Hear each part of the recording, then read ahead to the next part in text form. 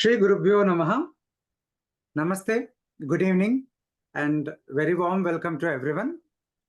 It is my great honor to welcome you all to the valedictory session of this 6th edition of Global Festival of Oneness, a celebration that has brought together seekers, scholars, acharyas, sadhakas from around the world, united in our reverence to Jagat Guru Shri Adi Shankaracharya Bhagavad and the timeless wisdom of Advaita Vedanta.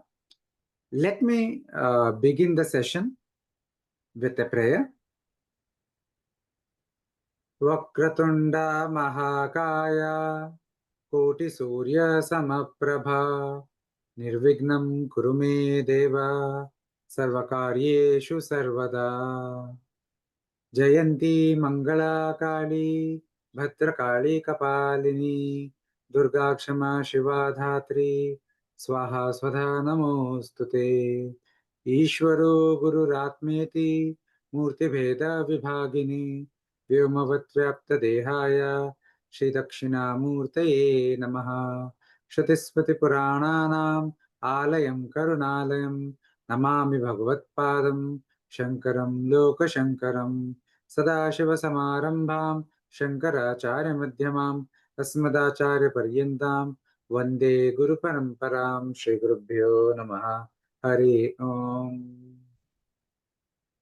Once again, a very warm welcome to one and all.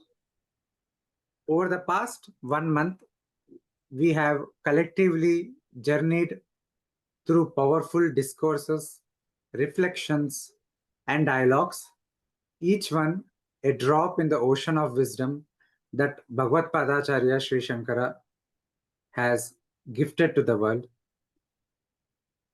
For me, at least, the way I see it, this has been a great yajna, a sacred yajna, a jnana yajna, a collective offerings of insights, inquiry, and inspiration on a wide range of topics, ranging from subtleties of Brahma Sutra Bhashya to the applications of Vedantic principles in our everyday life, to topics such as deep philosophical implications, to topics such as AI and Advaita, from Dharmashastra to contemporary concerns, from poetry to pedagogy. As we move towards this closure, this valedictory session, this is not a conclusion, but rather a culmination, a moment to reflect, to express gratitude, and to carry forward the insights that we have formed in this last 1 month. So without further ado, let us begin the valedictory session. I now request my senior colleague and Kulapati of Indica, Dr. Nagaraj Paturiji, to welcome you all with his welcome address. Sir, please go ahead. Namaste. Oh. Vidita Akhila Shastra Sudha Jaladhe Mahitopanishad Kadhitartha Nidhe Hridaye Kalaye Vimalam Charanam Bhavashankara Deshitame Sharanam.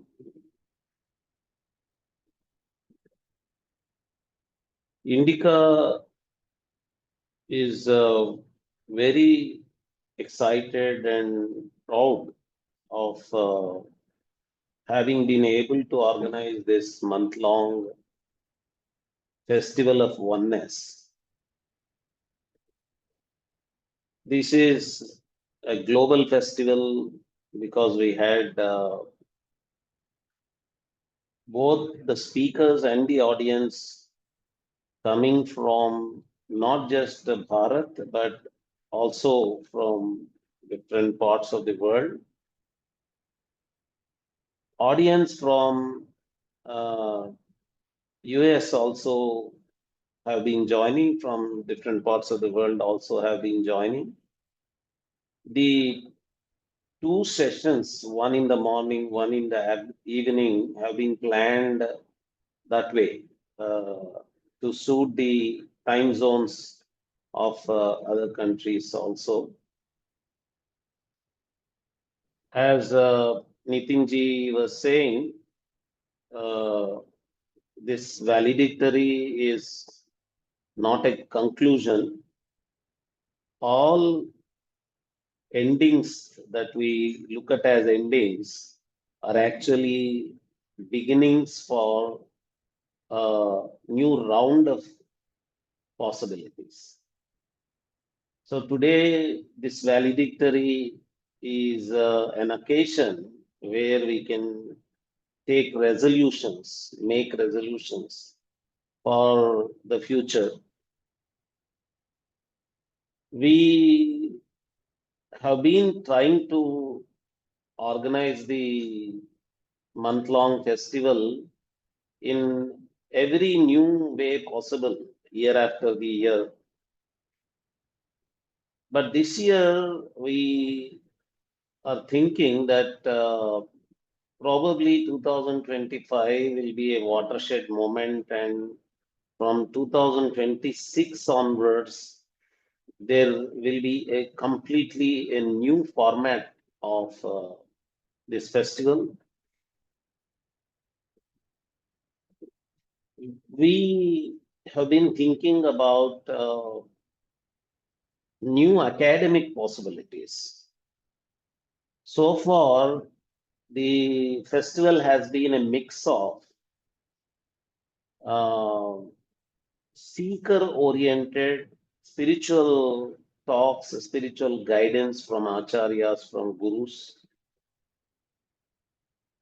We had a mix of seekers, saints, and academics, and professionals from various walks of life participating in the festival.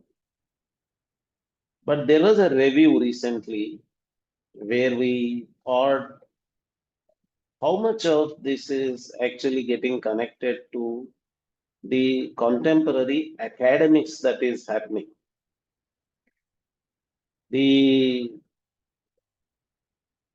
How much of contemporary academic contribution that we are able to bring out from all the events during the festival. Academics all over the world is also changing. Commensurately, Indian academics is also changing. There is a new trust of and attraction for IKS, Indian Knowledge Systems, after the IKS division under the Ministry of Education was started. And probably it is time now to assess how much of IKS contribution has been done was done originally from Shankara Bhagavat Pada, and how much of that contribution from Shankara Bhagavat Pada was brought out by the Global Festival of Oneness so far. What new possibilities are there for us to highlight the IKS aspects of the contributions of Shankara Bhagavat Pada? The time has come for that. We have to go in that direction. So in future, we'll be focusing more on highlighting these aspects and bringing out these aspects. Another direction in which we are thinking of going is the millennial-oriented communication.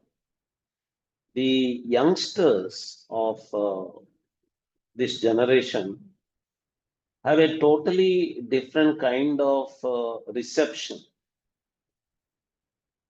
And there is a totally different kind of orientation which is making them get interested in topics for some reasons of their own. And there is another big threat, some people think, danger, some people think, that is coming from the proliferation and very fast development of the AI level. Youngsters have got used to using these AI tools to gain new knowledge. So AI tools have become the only go-to place for this generation. And it is here that we have to be very careful. The tool which they are looking at as their guru, we have to train that guru properly. The guru has to be trained. They may or may not have a reverence for this tool as a guru, but they seem to be developing an attitude that this tool is omniscient, it knows everything. And they are attributing a great authority to it. So in that situation, it is our responsibility to take care that the tool which is being taken as a standard by the younger learners should be properly guided. It should be provided not just the right information. It used to be the browser days. During the browser days, it used to be data and information that we were concerned about. But now we are able to see with the examples of Grok and other tools that were tested by some of us, there is an orientation problem also. There is a total ideological stand position problem also that we are able to see in these AI tools.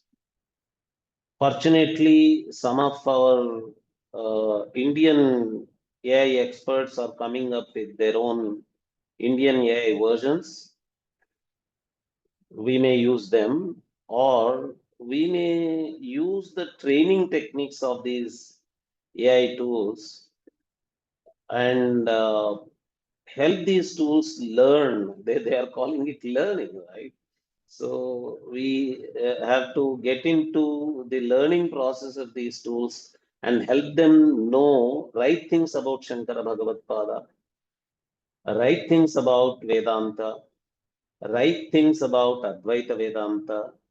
For example, these tools do not have a training in deciding between, for example, a sect of Hinduism and a Vedantic school of Hinduism.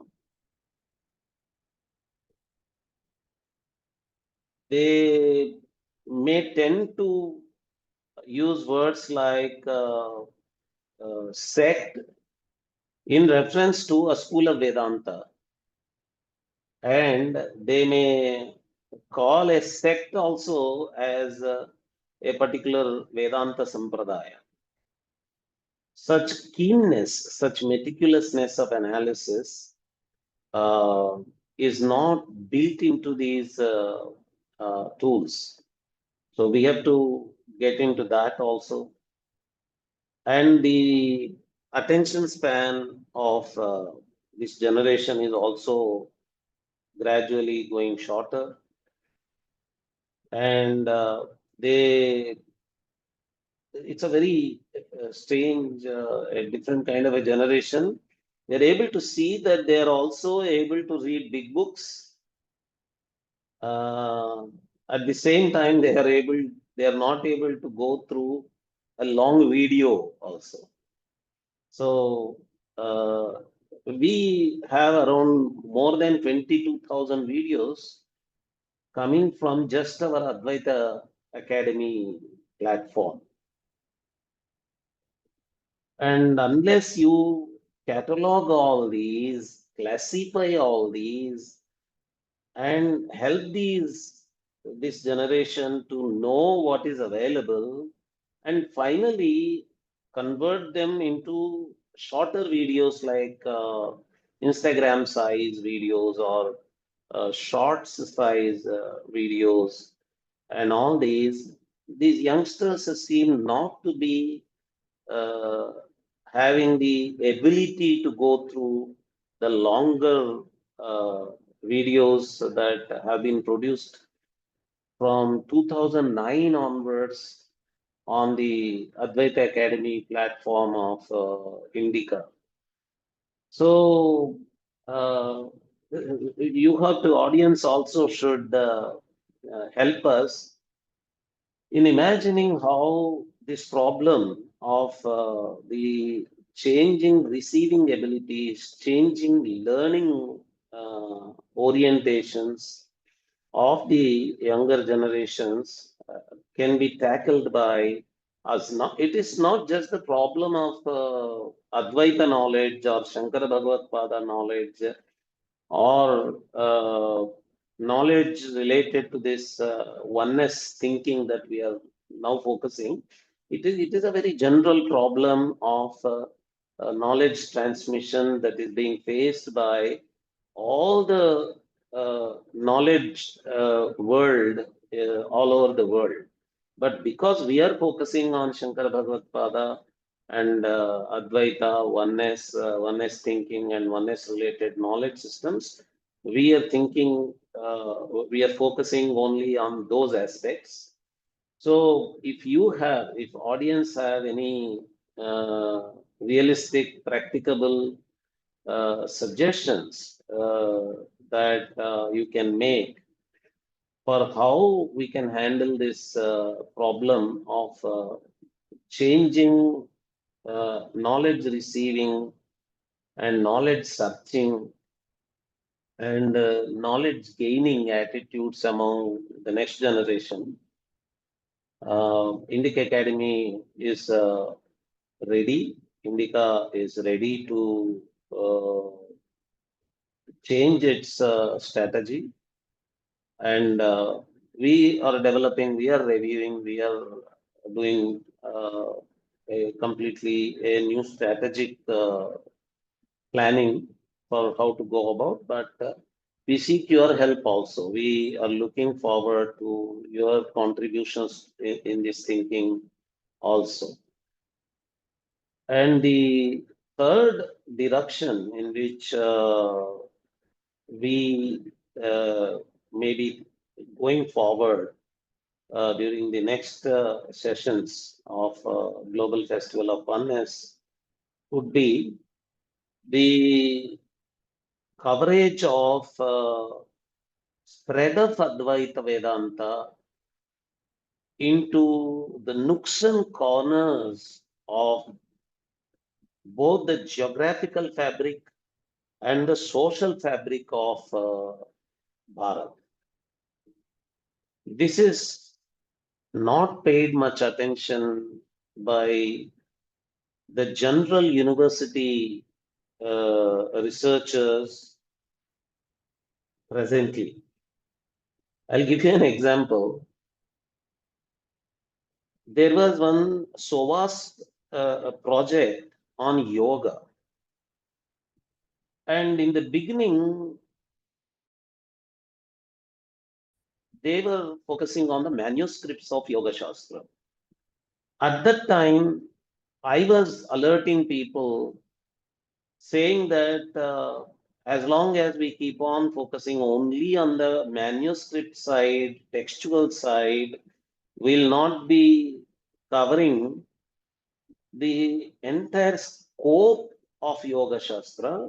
We have to go to the nooks and corners of our sadhus living in Himalayas, yogis and sadhus living in some remote corners of Tamil Nadu, or remote corners of the hilly areas of Tamil Nadu or Kerala or Karnataka or any other state of India like Bengal, Assam, and all that. But meanwhile, SOAS started another yoga research. They are giving the name ethnographic research. So probably they caught it up through our own talks somewhere, or it struck their mind. Now the same thing may happen in the Advaita Vedanta research also. Now we are focusing on the textual side so much that we are focusing on the Prasthanatraya Bhashya, the Prakarana Granthas, the Stotras, all the textual material. But how much of this thought seeped into the society at large, at a household level,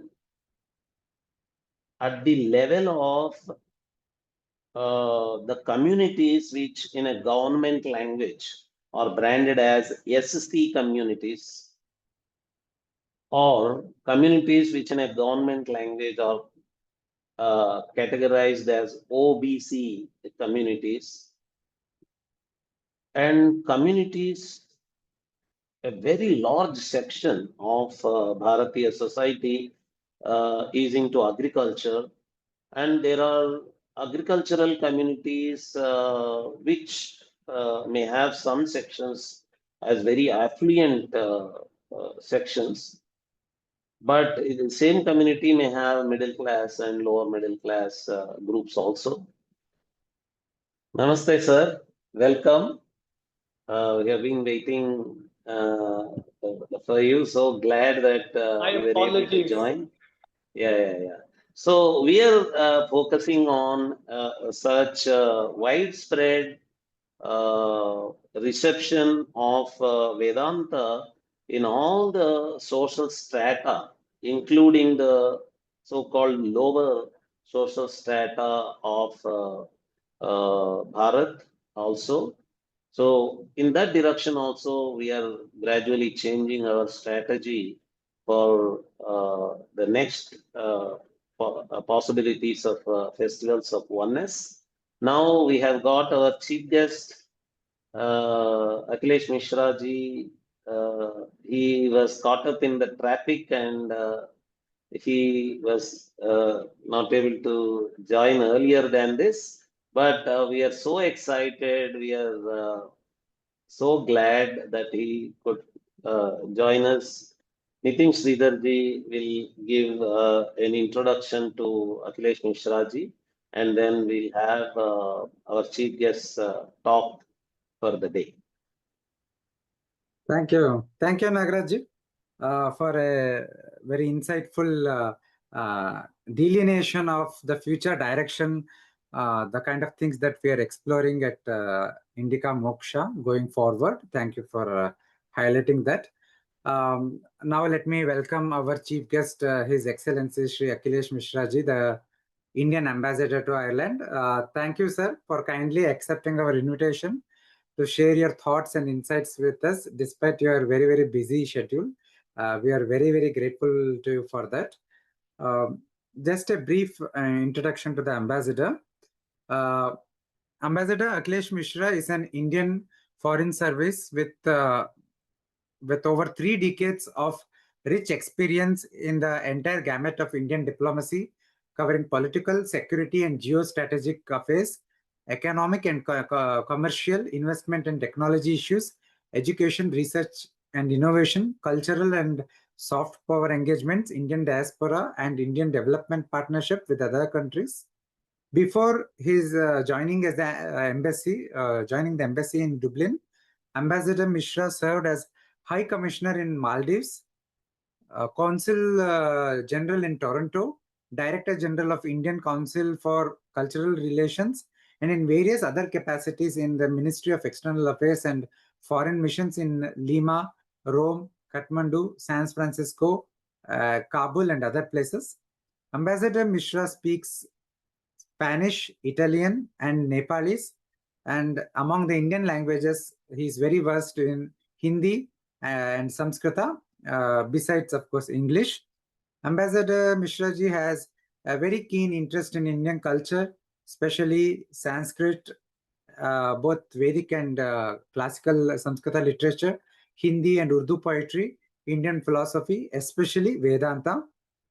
He holds the degrees of Bachelors of Technology and Masters of Technology, both from the prestigious Indian Institute of Technology, BHU, and he was a topper with a gold medal in both. We are very grateful to you, sir, again for making time for the session.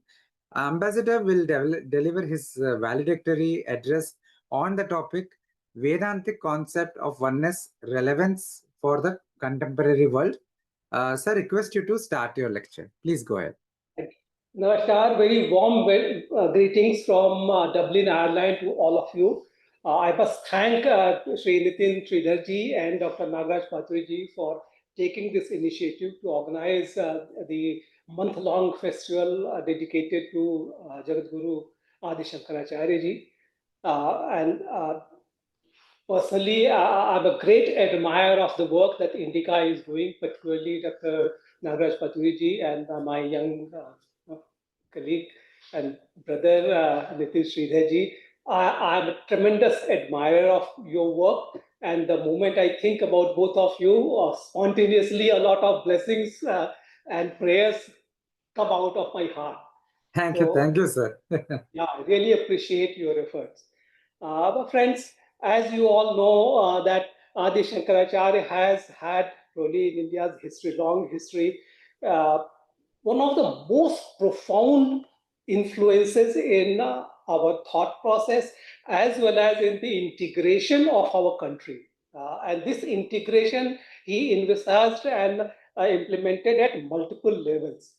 First of all, at the more physical level, his traversing of whole of India in just a time span of 32 years of his life, he brought to the fore the fact that the people of India from the north to south and from east to west, they had always the consciousness of geographical spread of our country and also the underlying unity amid incredible diversity of every kind that one can contemplate. So the university, the linguistic diversity, cultural diversity, and a lot of thought process and philosophies that existed during Adi Shankaracharya ji, he was successful in unifying all of them and harmonizing all of them.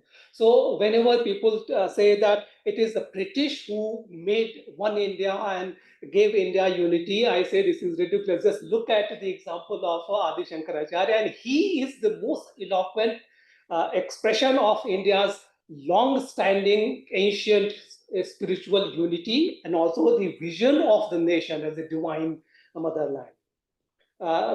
Naturally, his most profound philosophical contribution is revival of Advaita Vedanta. The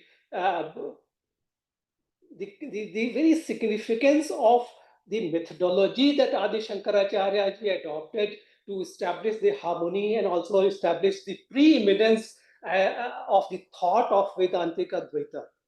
Also, on one hand, he defeated in a debate which is very well known, Mimamsaka and Karmakandis like Mandan Mishra. At the same time, he also composed some of the most popular devotional sutras to various Saguna Puranic Devi Devta. Also, on one hand, he vanquished the evils which had come into the Buddhism and the way it had spread during his time. So he, on at the level of ideas, he countered them. At the same time, his explanation of Jagan Mithya had such a interesting resonance among Buddhists that Buddhists felt very happy calling him as Prachanna Buddha. So again, there is an impact which goes beyond the denominational following. In terms of the tangible contribution of Adi Shankaracharya, I feel is the concept and the establishment of four Shankar Peetha. They are really foundation stones, strong foundation stones on which the pillars of national spiritualism throughout the length and breadth of India has been established. These are four different pithas, so they are autonomous, yet part of an overarching spiritual architecture. I will talk about this aspect a bit later, but I want to begin my thoughts on the concept of Advaita itself, concept of oneness, which is the theme of this celebration, this festival. The point I really am fascinated with is, particularly having seen the world, worked and lived in many continents. So what I feel is that we must be very proud of, and we must recognize the fact that the Indian Vedantic notion of oneness is not like Western monotheism or Ekeshwarvad, where there is a concept of one God alone, and he conveys his message only through the chosen one, either his son or one or a few chosen prophets. India's conception of oneness is very, very profound and very different. In Brahma Sutra, the beginning itself, Athato Brahma Jigyasa. So, Brahma Jigyasa is the central aspect of Advaita Vedanta. Brahma Sutra also gives a very interesting description of Brahma. Janmadi asya yataha yadev jagad utpatyadi karanam Brahma. So from which this entire creation originates, where it is sustained, and after death, after pralaya, where it dissolves. So that is Brahma. Bringhati bringhayati tasmat uchyate param brahmeti. So it is so expansive, it pervades everything, and that is why, because of the largeness, because of the brihattar, bridha, most ancient, most pervasive. So that is the notion of Brahma that we have. It's aja, because it has to predate the existence. So ajo na jayate kutashriyat swato anyasya janma nimittasya cha bhavat. Brahma is something which does not arise from anything other than itself. There is no karana nimitta for its own creation. It is not like creation of bubbles in the water, which is caused by vayu. Yatha jal budbudat ev vata jal budbudat ev vatat. Like in the ocean, there are bubbles created, ripples created, and that happens because of the intermediacy of vayu. So this is not the case with Brahma. Brahma is akshar, aksharam, aksharanat, akshatvat, akshayatvat cha. Ksharana means its form, its real nature never changes. Kshin kshat is never dismembered. Akshaya, it never vanishes, it never dies. It's a Purusha. Purushaha Purishayanat, Purayati va Svena Atma Jagaditi. This is something which pervades everything, or is pervaded by everything, which completes everything, as Swen Atmana Jagaditi. It holds everything together like the soul, the Atma within. Similarly, Purusha is Ekam Sat. Purush is not the anthropomorphic conception like Abrahamic gods. This is Ekam Sat. The Rigveda very proudly proclaims Indram Mitram Varuna Magnir Mahuratho Divya Sa Suparano Garutman Ekam Sad Vipra Bahuda Vadanti Agnim Yamam Matarishwan Mahu. So this mantra has been very mischievously misrepresented by the Western scholars, and we have also quite unthinkingly accepted that there are many gods, many devatas, and therefore they keep foisting on us the concept of Bahudevvad and polytheism, and so this is not the case. If you look at the Vedic Sanskrit and Nirukta Paribhasha, then Indram, Mitram, Varuna, Agni, Suparno, Yama, Matareshwan, all these are not different deities like Puranic deities. They are different aspects of the same Brahma. So that is a description. Ekam Sad is described in different ways, but there is one. Atharvaved goes like more candid. Sa eshaika, ekavrita, ekaiva. So it's no question that it is only one. And something like this, which is Purusha, which is Aja, which is Akshara, which is Ekam. So this cannot be a thing. It cannot be a Vastu. Otherwise, it cannot be Sarvavyapi. It cannot be Sarvadrashta. It cannot be omnipresent and omniscient. So it has to be formless. It has to be nameless. Avyakritim Brahma Uchyate. Yasmadedam Brahma Aprameyam Sarvaikatvat. Because it is one, only one, there is nothing it can be compared with. So this is Aprameya. Idam Tvaikameva Ato Aprameyam. And because this is one, yet it is seen and described, perceived by others as many. So this itself is the root cause of our ignorance. Sarva sansara dharma shunyata yan nimittam chasya paropadhikritam sansara dharmitvam, imposing on Brahma the concept of imposed names, imposed virtues and qualities. That itself is called avidya.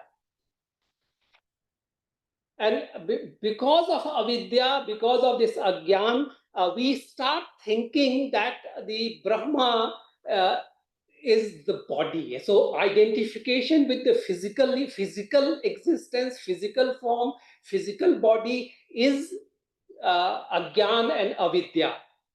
And there's a very interesting example that dehoyam ityayam mulho dhritva tishtati aho janah mamayam iti ghata drashteva sarvada. Someone who has a earthen pot, so he says that this is my glass or my pitcher, my ghat, but मैं घड़ा हूं ऐसा तो कोई नहीं कहता है. Nobody says that I am this.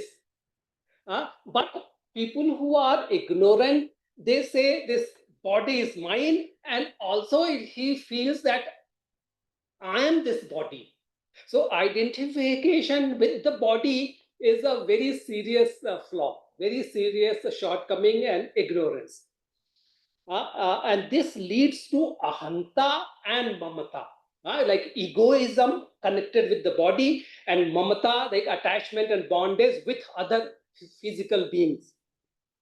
Chaya sharire pratibimba gatre yat swapna dehe hridi kalpitange yatatma buddhis tava nasti kalpit jivit sharire cha tathaiva mastu.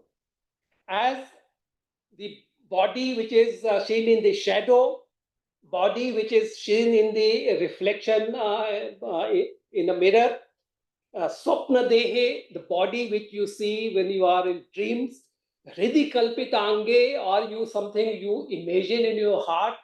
You do not identify yourself with these kinds of bodies. So that is in the same way, Kalpit Jivita Sharirecha Tathaiva Mastu. The physicality of the existence, physicality of the notion of Brahma is imagined, illusion. So don't go for it. The self, the Atma, the Paramatma, the Brahman cannot be a body, because in real world we see the body like even if one finger is lost, I survive, I live. Even if some body parts are cut, the person lives. But this does not happen with the Brahma, because the Brahma is everlasting. It doesn't get affected. So there is no anga bhanga for Brahma. Purvam janerapi mriterapi nayamasti. Jatah kshanam kshanavona aniyat swavaha. Vivek Chunamani very beautifully describes that the physical body cannot be identified with the Brahma, because this body is non-existent before birth. Also, this is non-existent after death.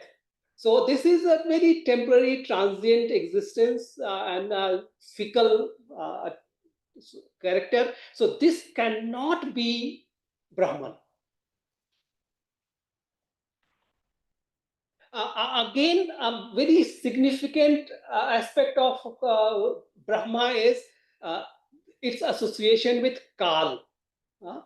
Kalanat sarva bhutanam brahmadinam nimeshatah kala shabdena nirdrishto hi akhanda nanda advayah. Kal is described by sages as Kalanat sarva bhutanam. Like in a twinkling of eye, in a very small fraction of time, it causes birth, sustenance, and pralay of all beings. So that is the effect of Kal. Kal is the cause of transformation, the cause of vikar, cause of shadbhav, shadgun, from birth to death. Samvatsaro atma, kala vayavanam cha samvatsarah shariram. Shariram atma madhyam hyeshamanganam atma. So Brahma is also atma of samvatsar. Samvatsar is segment measure of time. So the concept of Brahma also unifies the domain, the aspect of time, Kal, into the physical other three dimensions. Again, because Brahma himself or itself is beyond these Shadbhav Parivartan which other beings have. So Brahma is Kalati. Brahma always remains in one tense, always remains in present tense. For it, there is no here, no shwaha. It's a ashwatha. So Brahma remains always in the present, in Vartaman. Also, Brahma has Trikalagyata, Sarvagyata, Bhut Bhavishyat Jnatritvam, Sarva Vishaya Jnatritvam, Asyayvait Pragyah, Tasmat Nitya Alukta Pragyana Sarup, Jyotiratma Brahmeti. So this is Brahma who knows Bhut Bhavishyat everything. Sarva Vishaya Jnatritvam. It knows, it is conscious of every subject, all entities. Tasmat Nitya Alukta Pragyana Sarup. Its knowledge, its consciousness is never like it vanishes or declines. Jyotiratma, it sees through the light within. Brahma, because it's non-physical, so it's devoid of the attributes of ahanta and mamta. So Brahma is also nirlipt. Tanu sambandhat jataih sukha dukhaih lipyate natma. Atma doesn't get affected by sukha dukha, which is caused by the bondage with the body. गेहांते दैववशात् कस्मिंश्चित् समुदते विपिन्ने वा दीपस्तुष्यति अथवा खिद्यति किम तद्वत् आत्मापि. In a house, something good has happened, something tragedy has happened, but the lamp is neither mourning nor celebrating. That way, in the same way, Atma, the Paramatma, the Parabrahma also remains tathastha. Again, a very, very powerful idea associated with Parabrahma is that that of all inclusiveness. Brahmaiva sarva maparam nahi kinchidasti. The Brahma itself is everything. There is nothing beyond, nothing besides. Sarva sharirastha prana pragyatma suvarnat jayamanasya suvarnatvam cha sashvatam brahmano jayamanasya brahmatvam cha tatha bhavet. From one material, gold, you can create countless forms of jewelry. And in all different forms of gold jewelry, the essence remains the one and same, that of gold. In the same manner, Brahmano jayamanasya brahmatvam cha tatha bhavet. In the same manner, everything which originates from Brahman retains the same essence of Brahman. And there is a unity between the Brahma and the Jagat. There is no concept of nanatva other than ignorance and agyan. Sad Brahma karyam sakalam sadaiva tanmatramaitat na tato anyadasti. There is nothing beyond, nothing besides Brahma. Taranga fena budbudadi sarvam swarupena jalam yatha tatha chideva dehadi ahamantam etat sarvam chideva ekarasam vishuddham. The one and many is exemplified by presence of taranga fena budbuda. In water, you can say waves, you can say bubbles, you can say foam, but in essence, all this is water. In the same manner, all the plurality, diversity that we see, we notice, is nothing but the same one Brahma. And the key message of Advaita is Nanatva Nisheth. Yatra Agyanat Bhavet Advaitam Itastatra Pashyati Atmatven Yada Sarvam Netaras Tatra Chanu Api. Only who are ignorant, who are Agyani, they have a conception of Dvaita or multitude and plurality, and they run here and there seeing the diversity and distinctions. Someone who has acquired the sense of oneness, for him or her, there is nothing even atomic size, something else to contemplate on. Swayam Brahma, Swayam Vishnu, Swayam Indra, Swayam Shiva, Swayam Vishwamidam Sarvam, Swasmat Anyat Na Kinchit.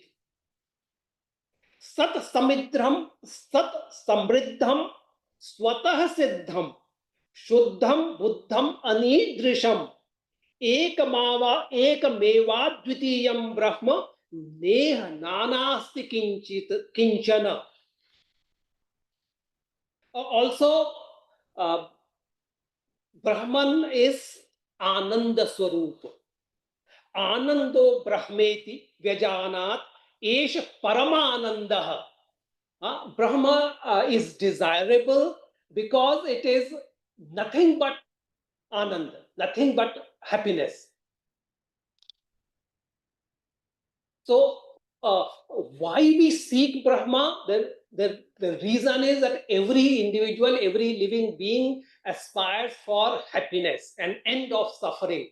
But in the process, if we engage in thoughtless activities, then whatever we do eventually leads to more and more suffering. So the wise people go for the only one.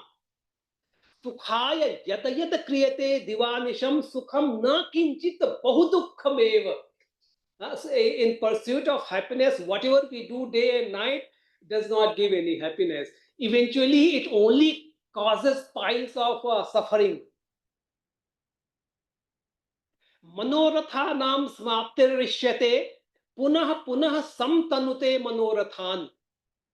There is no end of desires, and one desire gives rise to another one. Dharan abhipsur yatate divanisham. We work so hard, tirelessly sweat and sacrifice so that we can accumulate wealth, so that we can get married and have a family. And once you get a family, then you start thinking about the well-being of your son. So there is a cycle which is unending. But while we want to get the timeless, eternal happiness, and therefore we want to realize the Param Brahma, but that Brahma is not so easy to realize, to grasp, because you cannot get it by just arguing or just by reading books or not following the proper procedure. Naisha tarakena matirapaneya. It cannot be subject of your logic and your argumentation. Na avirato duscharitat. Na ashanto. Na asamahitaha. It cannot be realized by someone who is in bad character, who is of bad character. Na avirato, who is not of a stable mind. Ashanto, whose mind is not peaceful. Na shanta manaso api pragyanena enam apnuyat. Even if you have the knowledge, you will not get it unless you have these like other characteristics. Satyena labhyah tapasa hesha atma samyak jnanena brahmacharyena nityam. Brahma can only be obtained through satya, through tapa, samyak jnana, and brahmacharya, constant practice of brahmacharya. Na chakshusha grihate napi vacha nanyaiha dravaih tapasa karmana va jnana prasado vishuddha sattva tatastu tam pashyate nishkalam dhyayamana. So you cannot see, you cannot grasp Param Brahma with your ordinary senses, nor by your ordinary penance and activities and rituals. You need dhyayamana. Your mind should be purified. Jnana prasado vishuddha sattva. And then your mind has to be purified with knowledge, and your mind should be focused through devoted meditation. And in this whole process, the primacy is not of the physical effort, like feasting, fasting, tirthayatra, but the primacy in Vedanta is of your mind activity. Manasaiva idam aptavyam. It can only be obtained through your mind. In Vedanta, but there is a very beautiful distinction between mana and buddhi. Mana is which gives you alternatives. Manastu sankalpa vikalpanadibhihi. Buddhi padartha adhyavasavai dharmataha. So man and buddhi work together. Man, eyes and senses capture the data and then they give to mana, and mana identify, like there could be two, three different things, and it's buddhi which zeroes in that this is it. So if ignorance has to be removed and knowledge of Param Brahma has to be obtained, then the mind and buddhi, they have to be controlled. Na hyasti avidya manaso atirikta mano hi avidya bhavabandha hetuhu. The mind itself is the cause of ignorance and bondage with this world. Vayuna aniyate megha punah stenaiva niyate manasa kalpyate bandho moksha stenaiva kalpyate. Like the wind brings clouds in the sky and also they take it away. In the same manner, it's a mind which attaches people to different bahya vishayas and also the same takes it away from the world and engages you in the pursuit of moksha. And the key is vivek vairagya. That is necessary for cleansing of your mind. Vivek vairagya gunatirekat shuddhatvam asadya mano vimuktaye. So you cannot purify your mind by lusting after things and also just acting recklessly. You have to act thoughtlessly and not accumulate but give away. And again, this process cannot be undertaken by anyone else but by the self, by the oneself itself, the seeker itself. Swaiha eva prayatnah kartavyo rogadau iva pandite. Like if I am sick, then someone else eats medicines or does all the like necessary disciplines which doctor has told. It will not help me. I have to go through the same rituals and self-control to recover myself.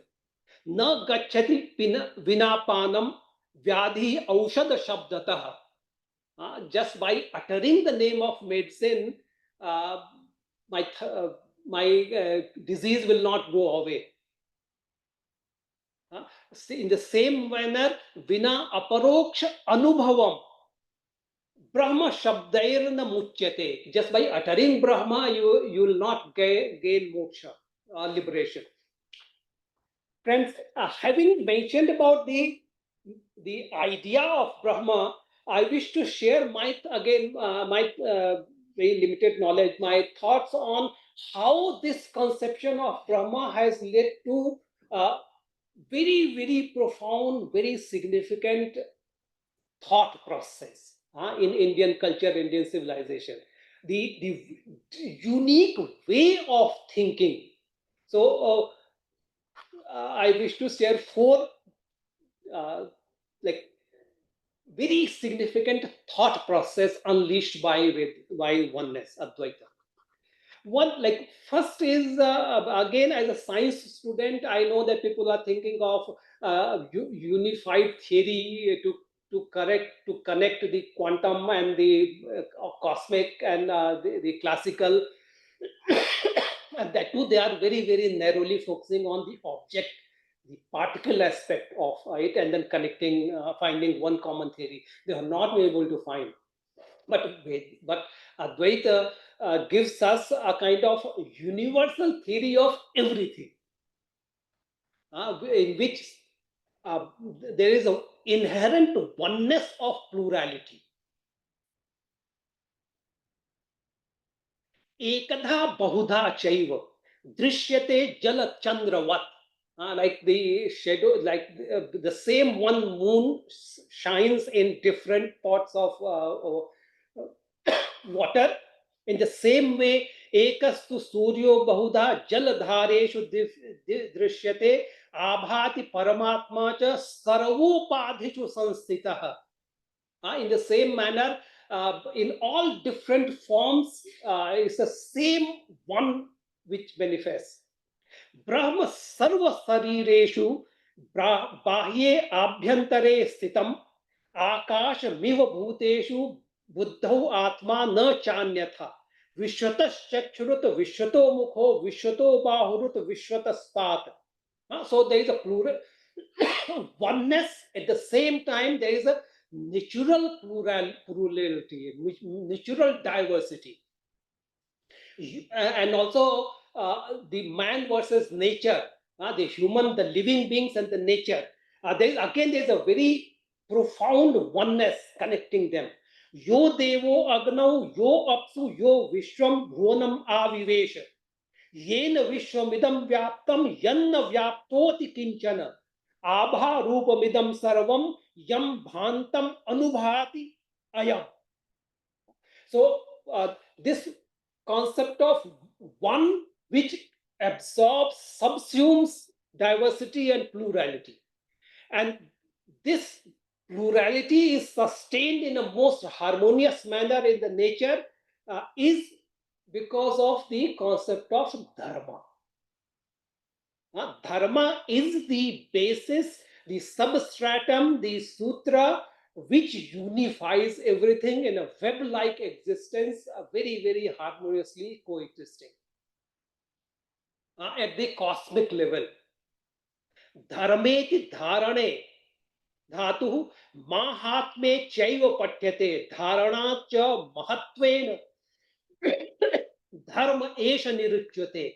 So dharma is related to dharana, which sustains everything. Mahatmya is in importance and very, very essential.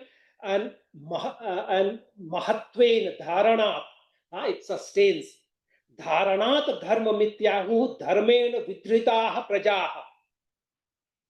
यह स्यात् धारण संयुक्तम सधर्म इति निश्चय. This dharma is not to be compared with religion. Dharanat dharma mityahu dharmo dharayate prajaha. So with dharma, dharana and poshan both are sustained. And in the physical world, for the human being, the basis for implementation of this dharmic principle is human body. Sharira moolam purushartha sadhanam tachanna moolam shrutito avagamyate. The Upanishads tell us, Shrutis tell us that the body is the main instrument for achieving your desired objective.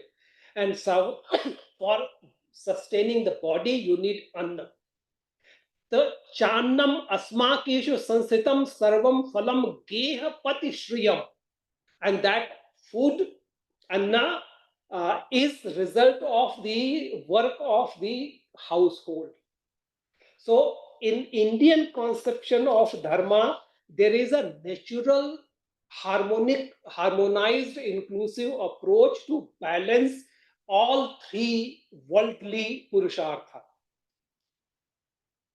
Parasparam anupaghatakam trivargam sevet. You must pursue the three physical, this worldly purushartha in a manner they are not incompatible with the other.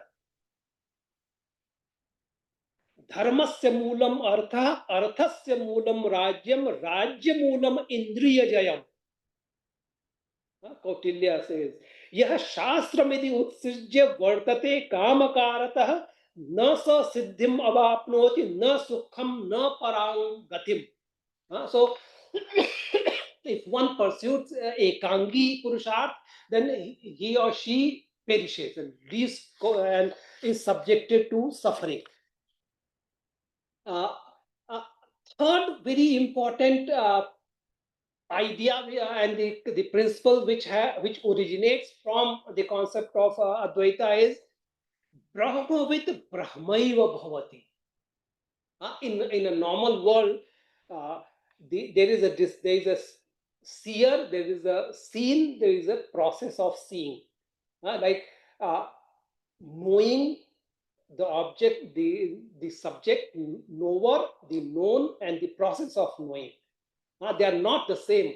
Like I know cow, I see cow, and I am cow. These are three different things. But in case of the Brahma knowledge, bhokta bhogyam preritaram cha matva sarvam proktam trividham brahmametat. The bhokta, bhogya, and the catalyst, someone who engages and directs, all three are one. Drashti, darshan, drishyadi, bhava shunyaik vastuni, nirvikar, nirakare, nirvishese, vida kuta. So, someone who is seeing, someone who is seen, someone, and the process of seeing, all three are one. So, this is a very profound concept. In theory of relativity, we have started exploring the idea of the relationship between the observer and the observed, and how their relative motion affects the time and other measurements. But in case of Vedanta, all three are unified. So maybe some other day we'll do research on this. And the last and the most important aspect of Vedanta, I feel, is that knowledge itself is one. There is only one knowledge. In the West, and the Macaulay's education has taught us to study things in a compartmentalized manner, like physics or chemistry or biology or economics or environmental science. So we study everything in a very, very narrowly compartmentalized, and they're watertight compartments that we rarely go for multidisciplinary approach. That complex system approach is only beginning to be adopted in the Western scientific research. Sutram yenayam cha lokah parascha sarvani bhutani sandribdhani bhavanti iti. Like this is all inclusive, woven, weaving together, and timeless. Kasmin bhagavo vigyate sarva vidam vigyatam bhavati iti. Someone, the disciple asked, what is the thing which, if known, everything becomes known? Atma va are drashtavyah shrotavyo mantavyo nididhyasitavyah ya ekam janati sa sarvam janati yah sarvam janati sa ekam janati. Friends, on this aspect of like oneness of knowledge and inherently interdisciplinary, integrated, holistic approach, I wish to share a few examples. Like one is the role of Shankaracharya, how he envisaged 4 pithas. So this is miracle. Like think of a holistic, comprehensive approach in planning. Prime Minister Modi has just, like, he came and brought to the fore like one government approach and whole of government approach. And just think of the vision of Adi Shankar when he conceptualized these 4 pithas. Like Sharada Pith is on the western side in Dwarka Kshetra. The Dev is Siddheshwar, Devi is Bhadrakali. Samved is the Ved. Jivatma Paramatma Aikyabodh Tattvamasi Mahavakya, Chandogya Upanishad. So one Mahavakya, Tattvamasi, Chandogya Upanishad, Samved, West. The Swarup is Brahmachari. The Sampradaya is Kitwar. Kitwar means even to the tiniest insects, people belonging to this Sampradaya will show utmost kindness and compassion. Tirth and Ashram are the 2 padas. Govardhan Mutt in the east, Jagannath Devata, Vimalakhya Devi. Pragyanam Brahma Mahavakya from Aitareya Upanishad. Rigved is the Ved. And also similarly Jyotirpat in the north, it has Narayana as Deva, Purnagiri Devi, Atharvaved as the Ved, Ayamatma Brahma from Mandukya Upanishad. Similarly, the Sringeri Mutt in the south, the Rameshwar Kshetra, the Devata is Adivara, Devi is Kamakshi, Ved is Yajurved, Mahavak is Aham Brahmasmi from Brihadaranya. So each one is more or less autonomous, but all of them unified. Like Advaita Vedanta, these four Mahavakyas are four pillars of the same thing. Similarly, the four Vedas, their study and their authority is being unified. Not only this, in Mathamnaya Setu and Mathamnaya Anushasan, Shankaracharya ji has given specific regional territorial authority, that these regions will be in the discipline of this speech. For example, for the Sringeri Mutt, they have given Andhra, Dravid, Karnataka, Kerala, Prabhedatah, Shringeya, Dina, Shringeria Dina, Deshaste, Hyavachi, Digvastita. Like under this discipline of the Shringeri Mutt, there will be Andhra Pradesh, Dravid, Karnataka, Kerala, all these will be there. For the Pashchim, Sindhu, Savir, Saurashtra, Maharashtra, Tathantara, Desha, Pashchim, Dikastha, Ye Sharada, Mat Bhagina. So again, if you look at the overall conception of how these pithas have been visualized, and each one you can study, like how the designated deity, God, Devata and Dev, the mantra, how it is not arbitrarily like labeled. You will do this, you will do this, you will do this. Each one is very, very thoughtfully conceptualized. Similarly, at the like physical existence level, we have a concept of Panch Mahabhut, cosmic five elements: Akash, Vayu, Agni, Jal, Prithvi. So entire physical universe existence comprises these five basic elements. And if you look at their creation, their sequential flow, the first element to come into physical existence is Akash, which is the most expansive, subtle, and least tangible. And it sequentially manifests the more gross, more concrete, more material elements. Like from Akash to Vayu to Agni to Jal to Prithvi, it becomes grosser and grosser, more solid. Akash has only one guna, Shabda. Again, you marvel like how Shabda is not just sound but also the waves. So in the space, you have like only one thing which can exist, even if there is nothing else, this wave. Vayu has two gunas, touch, sparsh, and gati. Agni has, besides sound and sparsh and gati, it also has stage, heat and light. Ras and Jala has one additional guna besides these three, rasa, taste. Prithvi has, besides the four gunas, it also has gandh, smell. And also it has rigidity, the most rigid, solid of the other all five elements. But this is at one level. At the second level is in human body, you have corresponding to Akasha, you have Grahan, ear. Corresponding to Vayu, you have skin, twak, twacha. Corresponding to Agni, you have eyes. Corresponding to Jala, you have tongue.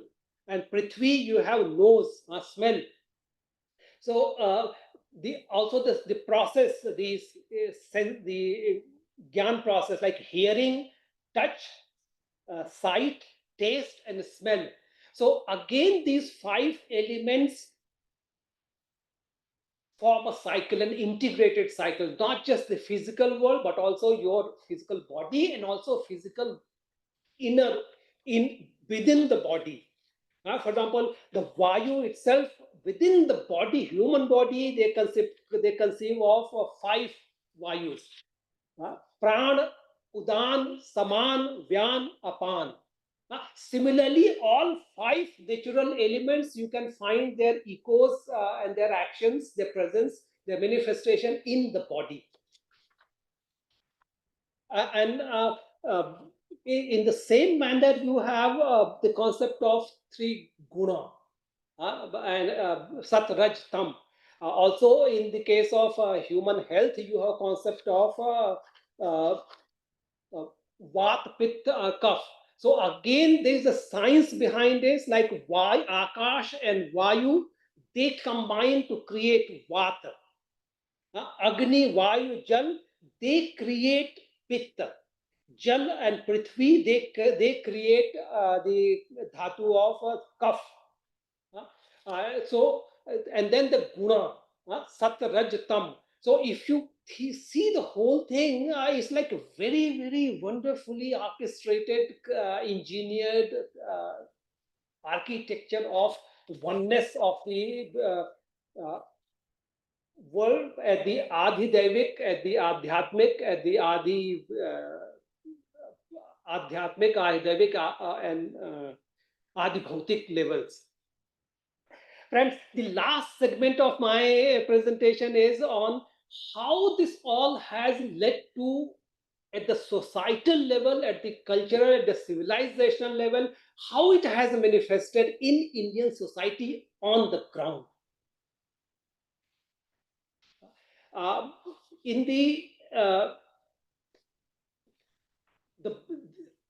issue of individual freedom, the duty and rights, the adhikar and kartavya. It is very important to note that in India, adhikar and kartavya both originates from the same root, kri. It means to do, kriya. So the responsibility of action and enjoying the consequences, positive or negative, of your actions lies with the individual. एक एव चरेत धर्मम नास्त धर्मे सहायता श्रेयश्च प्रेयश्च मनुष्य मैतस्तौ संपरीत्य विविनक्ति धीरः श्रेयो हि धेरो अभिप्रेयशो वृणीते प्रेयो मंदो योगक्षेमात् वृणीते. So it is for the individual to freely decide whether he or she wants to go to the path which is very pleasing or something which is beneficial in the long run. Even after giving his detailed teachings, Krishna leaves it to Arjun to decide what he wants to do. Itite jnanamakyatam guhyat guhyataram maya vibhrishya etat asheshena yatha ichhasi tatha kuru. So even Krishna, Bhagwan, whom Arjuna has seen that he is Param Brahma, seen the full divine glory of his, Krishna leaves it to Arjuna to decide what he wants to do. So this is a very, very important idea which is timeless in relevance, and any departure from it leads to enormous consequences for individual and also for the society. Similarly, as we saw earlier, that the concept of Brahma pervading everything, unifying everything, and being everything also is a unmistakable assertion of human equality.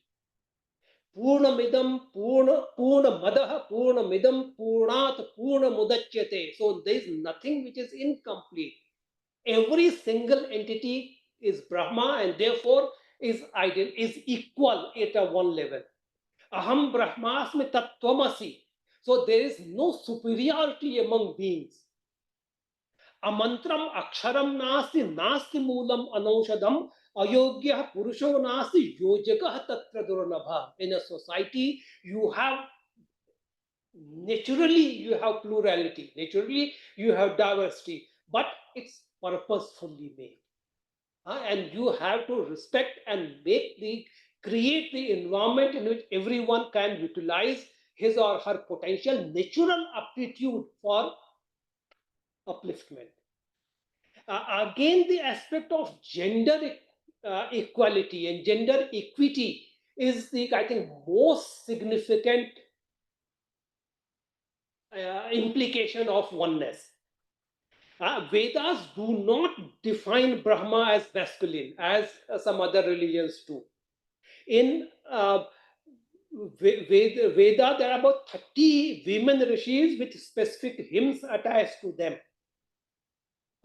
And today we hear about LGBT rights and equality and freedoms. So our Vedanta clearly, like unambiguously states that naivastri na pumanase na chaivayam napunsakaha yatayat shariram adatte ten sa yujyate. So the same Brahma is in all gender forms, and whichever body it acquires the related gender. Similarly, if we look at India today, India's perception is worldwide changing, and the one basic feature which is recognized is whether it's a space Mars mission to the Mars, or mission to the moon, or producing vaccines at a fraction of the cost, or like very innovative solutions that we give. So people recognize India as a land of innovation, land of creativity, land of like solving complex problems. And I believe that this originates from the concept of Advaita, which harmonizes and includes binary opposites. Tadejati, tantejati, taddure, tadvantike, tadantarasya sarvasya, tadu sarvasyasya bahyatah, anuraniyan mahato mahiyan. So as an Indian, I'm not like obsessed with thinking in terms of binary opposites. Either you are with us, you are not with us, or against us. We don't think in terms of black and white. Our natural color is 7 colors in the sunlight. Friends, in today's India, as we are working to realize the vision and the dream of the 1.4 billion people to make our country a Viksit Bharat, developed India by 2047, it is very clear to me that India, our country, needs sui generis, homegrown, innovative developmental solutions which are sustainable, which are eco-friendly, and feasible in a democratically pluralistic society. And also it has to be affordable to the masses.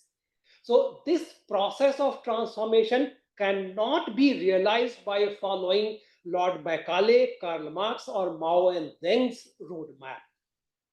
The edifice of Viksit Bharat can only be built on the foundation of Indian knowledge tradition, which has enabled us to thrive as a very glorious, prosperous, sophisticated civilization for several thousand years, and survive as a glorious civilization despite constant onslaught and foreign attacks and invasions, and also all sorts of complexities that our society has faced and it is going through. So I sincerely believe that if we remain rooted to our tradition, which has shown that it has the resilience, it has shown that it has the inclusivity, it has shown that plurality and diversity is the nature.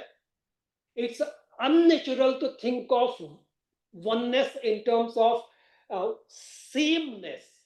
You will never have all 8 billion people in the world thinking exactly alike on all issues all the time.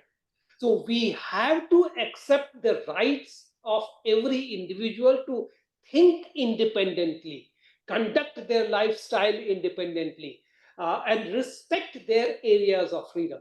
And this requires a mutual awareness. This requires a mutual self-restraint. So in this whole process, I think our inheritance of knowledge can give us a strength. It can give us the resilience. It can give us the vision, first and foremost, for making our own country a great country, a Viksit Bharat. बहुत बहुत धन्यवाद। भारत माता की जय। और एक बार फिर से नागराज जी और नितिन जी, आपको बहुत बहुत धन्यवाद और आशीर्वाद। Thank you very much, Ambassador Akhilesh ji, for my heartfelt thanks to you for this delivering a very insightful, very thought-provoking lecture. Every word reflected deep scholarship, clarity, and commitment to Vedanta, and more importantly, to the larger Bharatiya Jnana Parampara and our Sanatana Dharma. So truly grateful for this opportunity to listen to you and learn from you. Thank you very much, sir.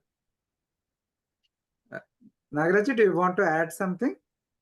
Yeah, just I want to second every word from you. It was such an erudite talk.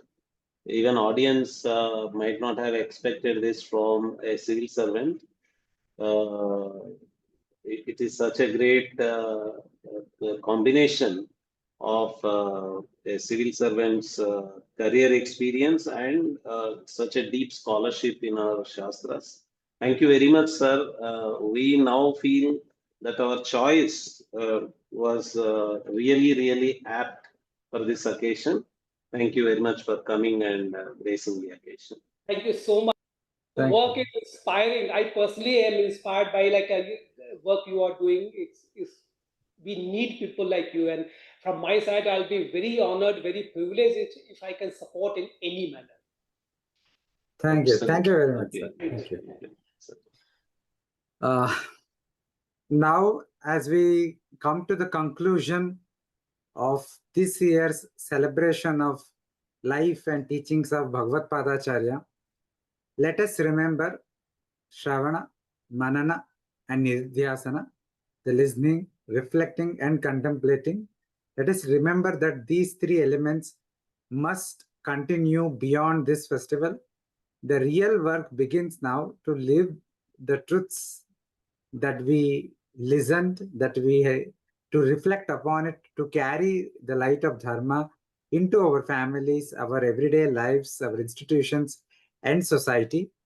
My sincere pranams to all the teachers, Swamijis, Swaminis, Acharyas, other seekers who became part of the festival and shared their deep insights, deep learning with all of us. I also thank Shri Harikaran Vadlamani ji, Dr. Nagaraj Paturi ji, and other seniors at Indica. I'm thankful to my co-hosts, Shri Sanjeev Shelgikar ji, Anuradha ji, Ravi Shankar ji, and others, and my technical team, Koti Ram Prasad and Srinivas, without all whose contribution and help, this festival would not have been possible. And finally, and most importantly, I thank all the people who have attended the festival. I know for a fact that I have been seeing many of you have been attending very sincerely for most of the sessions, both the morning and evening, and many names are so familiar from our previous festivals also. So I thank all of you for joining us in this great global confluence of celebration of oneness and of knowledge. Thank you very much. Let us part not in farewell, but rather in a sankalpa, with a firm resolve to walk the path of knowledge and of dharma wherever we are. Thank you very much. Shri Gurubhyo Namaha. Om Tat Sat.